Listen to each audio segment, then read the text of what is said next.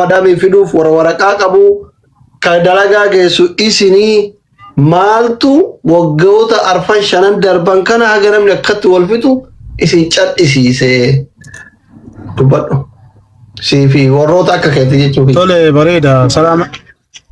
Assalamu alaikum warahmatullahi wabarakatuh. Akkam naga jirtu jawwee baga wala garree sumaanii yaadni amma deemaa jiru nuti akka hawaasaattis ta'e community biyya kanaattis akka waldaalee ijaaramnee ganda kana keessa jirruutitti waan gochuu qabnu waan dandeenyu godhaa jirra.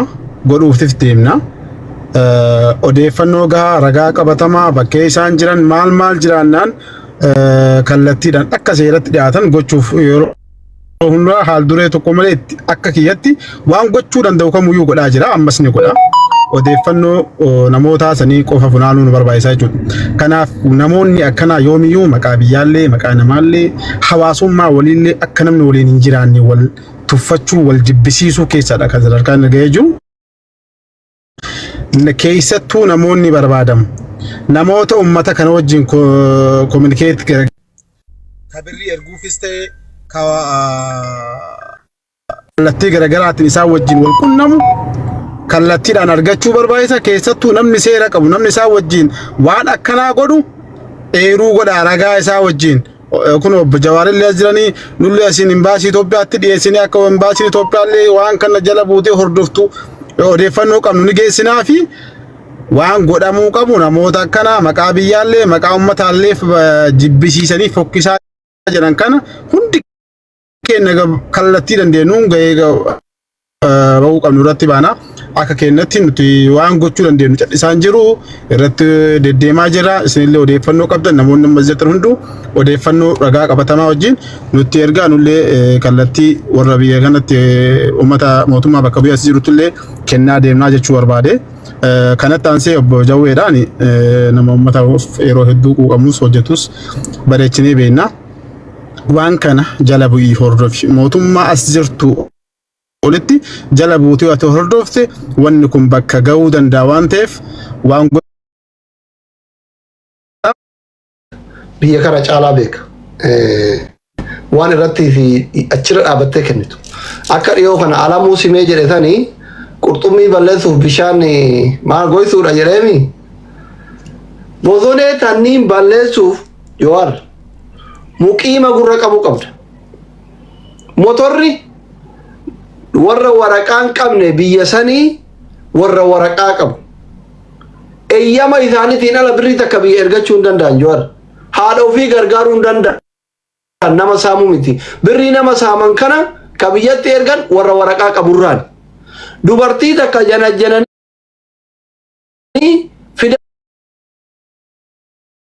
fidatu ka fiduuf muqiima warra waraqaa qabu jechuun muqiima kana jechuun warra waraqaa eeyyamaa qabu. Kamana kireessuuf jara, ka dalagaa geessu jara, ka dalagaa irraa fiduuf jara, ka isaan dalagaa geessu jara, ka dalagaa irraa bakka boqonnaa geessu jara. Si galeemi ka huura jirullee huuratti itti dhaqanii irraa fuudhan jo'ar. Arraatitti tumee birrii buusisiisee yookiin waliif guuranii itti erganii diyaaspoora maan jiran kun yoo doolaara itti erge huura keessan dhaqu birriin baankiin magaalaa jiraa hin beekta. Namni baankii dhaqeetiin hin fuudhu hawaalaa fuudhu nama waraqaa qabu wal jijjiiranii jechuudha. Biyyatti erganii achi akkasii wal jala dabarsan.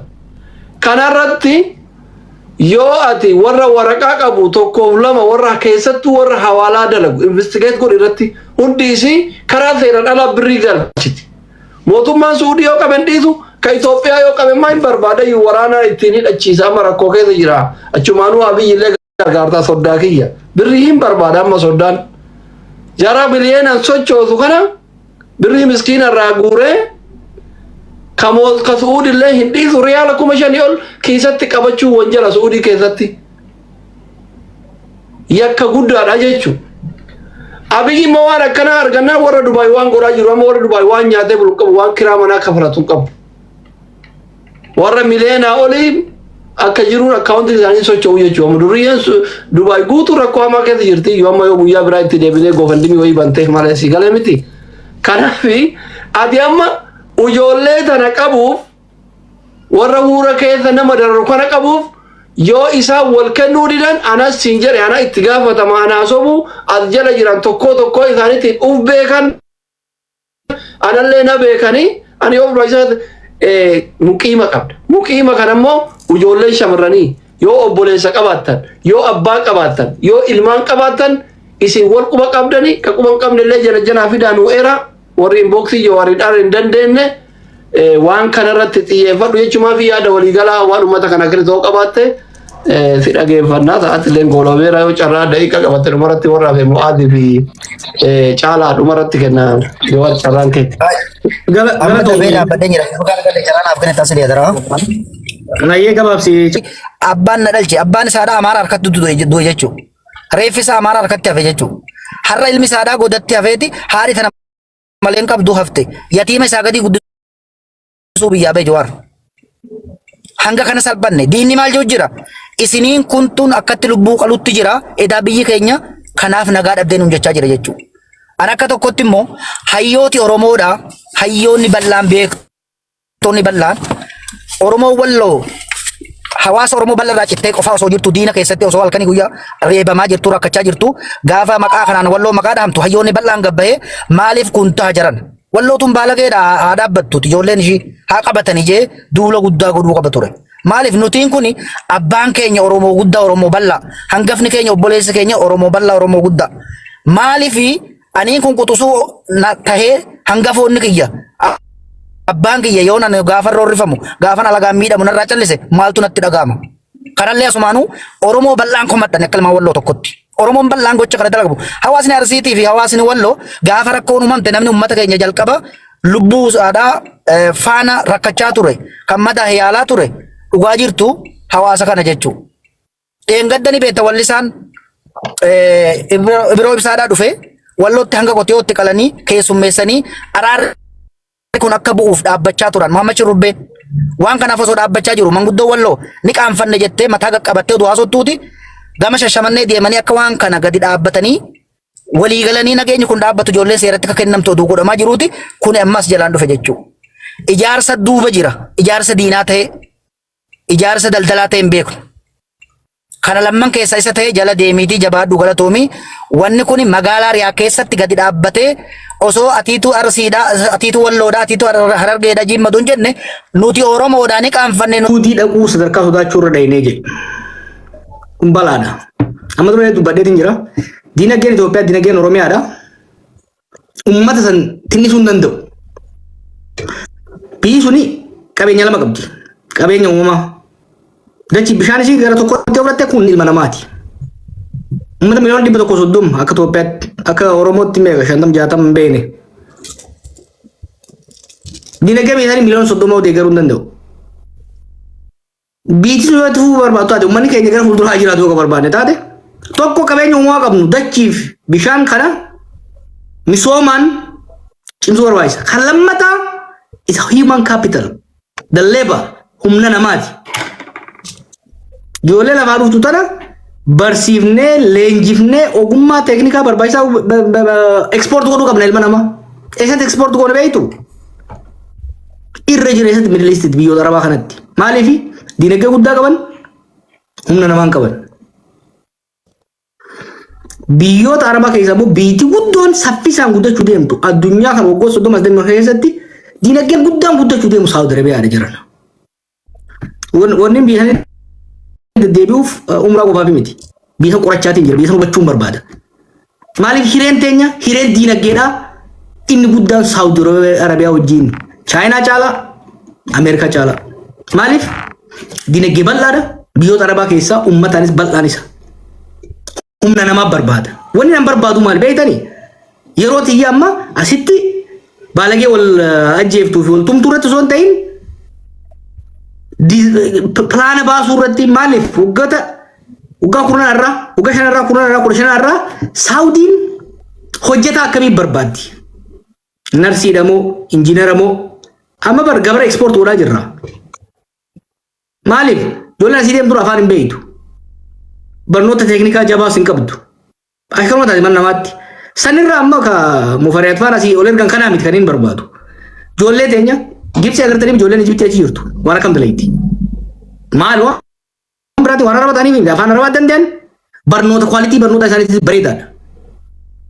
Wanni nuti irra fuulleffachuu qabnu ijoollee hireen teessanii deemaan teessanii saawudiidhaan walitti dhaadha. Isin kijibu.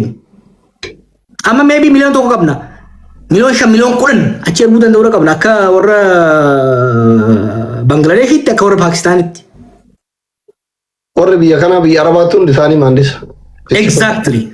Tokko ijoollee tana ka bishaan irra yoo yaatu kana ambassador Saudi sargeetiin ture ministeera isaanii adda adda yeroo adda adda argaatiin ture ni barbaadan nama biyya keenya garuu nama biyya keenya akkam barbaadan tokko ka barnoota gaarii qabu lama ka afaan qabu sadii fi hunda caalaa kan naamusa qabu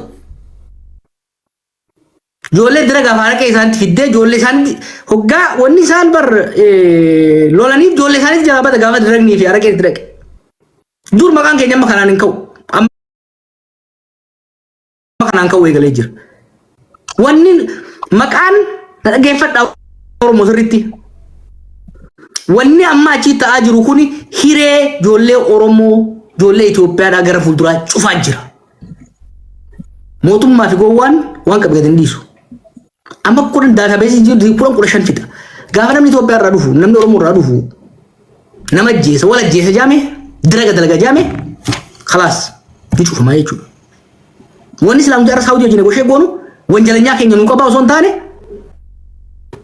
mindaa keenya nu dabala ijoollee teenyaaf inshuraansii nu kenna sarratee manaa qofa osoo hin ta'in narsii nurraa fudhaa doktoroota nurraa fudhaa injiinaroota nurraa fudhaa akka amma abiifaa taphatan kana osoo hin ta'in ijoollee teenya sila baatii jaaf kolleejii xiqqaa tokko seensanii afaan akka barattu naamusa akka horattu aadaa achi akka barattu akkasitti erguu akka qabnu that's what we're supposed to do teenyaarra waa'ee yaal waltumuu silaa dubbachuu hin qabnu ture jechuudha. Kanaaf wanni suudii deemu suudii irraa hafuu hin dandeenyu sunitti hima. Diinagdeen teenya fi hireen teenya biyyoota Arabaatiin Suudii, Qatar, Emirates, Kuwait wanni silaa osoo mootummaa qabaanne duriyyee barra duriyyee warri aangorra jirtus duriyyee suudii irra walitti kanaan addaa miti. Osoo namni sirnaa jiraate arra negotiation nuti Kuwait wajjin qabnu, Joordan wajjin qabaachuu qabnu akkaataa nama hangana amata nurraa fudhadhaa. Mindaa immoo gadi hin cabsina. Ni beektan Suudii keessatti Itoophiyaan mindaa gadi argatti nama hundaa gadda. Sani kana goshee godhamuu qabu. Keeniyaan biyya saniin ture. Uummata ajaa'ibaati. Jarman amma namni 250 irraa fudhachuu deemti Jarman. Qatar dhayitanii eerpoortii akka jiru isaanii jira. Maaliif afaan danda'an naamusa qaban ni dalagan jabaatanii. Yakka karaa kana